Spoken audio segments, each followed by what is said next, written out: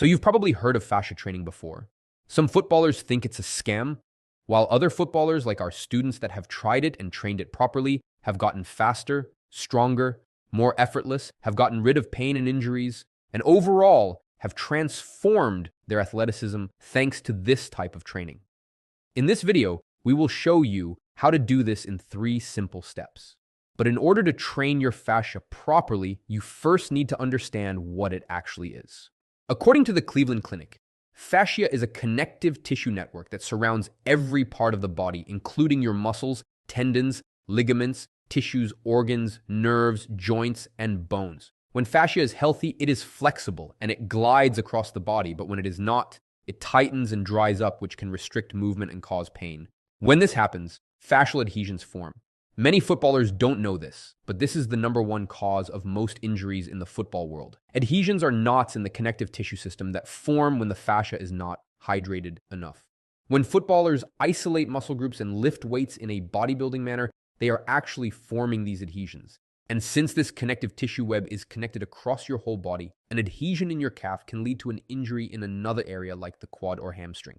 According to studies, bigger adhesions also form when you get injured, as fascia thickens, becomes sticky, and limits mobility to protect the injured area. This is also another reason why some footballers are injury prone.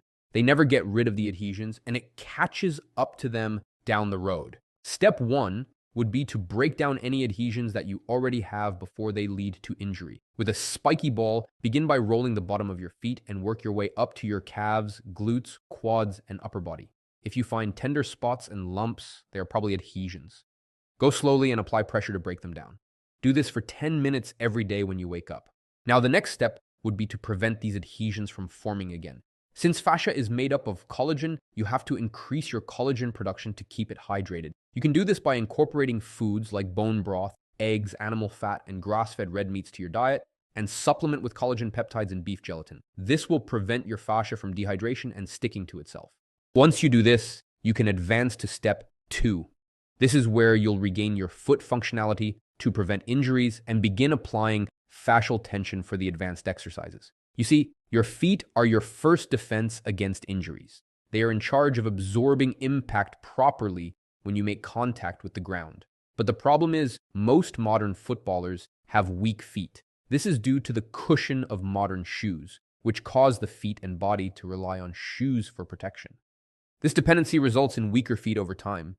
Another problem with modern shoes is the restrictive size of their toe boxes. The feet are very malleable and can morph over time if they are enforced into unnatural positions. An extreme example of this is the Chinese tradition of foot binding, but even modern shoes can cause these problems, restricting your full functionality and weakening your feet.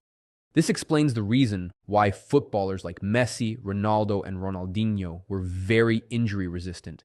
They spent most of their childhood training barefoot, which strengthened their feet and allowed them to obtain full functionality. The first step to regain full functionality and strength of your feet is to utilize toe spacers. These tools correct and restore the natural position of your toes back to normal. They improve your foot alignment, which simultaneously aligns your whole body as well. The second step would be to simply be barefoot more.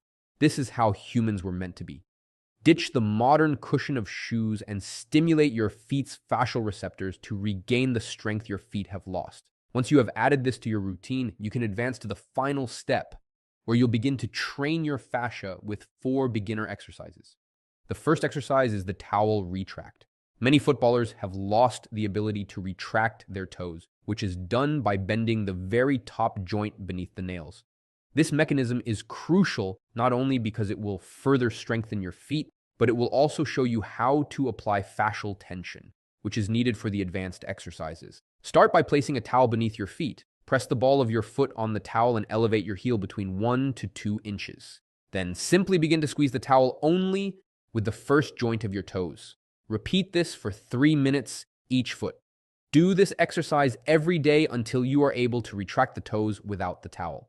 Once you are able to do this, you can advance to the second beginner exercise. This exercise is the toe crunch. Start by stretching your foot out in front of you and spread your toes. Then retract your toes and hold that position, and then curl your toes completely downward.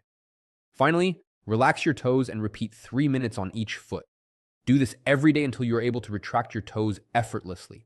Once you are able to do this, you can advance to step 3, where you will begin applying fascial tension from the foot to the glute to become fascia-driven. Now, you may be asking what being fascia-driven means. Like we previously explained, humans were intended to be barefoot, which would stimulate the fascial receptors at the bottom of your feet, all the way up to your glutes and abs, where the most fascial inserts in the body are found. This is also the reason why terms like glute activation and embracing the core came about. But this activation is not achieved through band work or random exercises. This activation has to happen internally. And since the most fascial inserts in the body are found in the glutes and abs, footballers and humans in general are naturally meant to be glute and ab driven. This means that the first muscle groups that should feel a burning sensation should be the glutes and the abs. However, many modern footballers actually feel their quads, hamstrings, or even their calves first when playing. This is a sign that your body is not functioning how it's supposed to function, as other muscle groups are compensating and taking on the load that only the glutes and abs are biologically able to handle. Not only is your body at risk of injury, but you are also missing out on an effortless athleticism upgrade. Now, we will show you the last 2 beginner exercises to begin your transformation into a fascia-driven footballer. The first exercise is the retracted hold. Start by retracting your toes and elevating your heels 1 to 2 inches. Separate your feet about a fist apart and hold this position for 1 minute. When done correctly, you should begin feeling a burning sensation in your glutes. Repeat this 5 times a day until you feel that sensation. The second exercise is the retracted hop. Start off by retracting your toes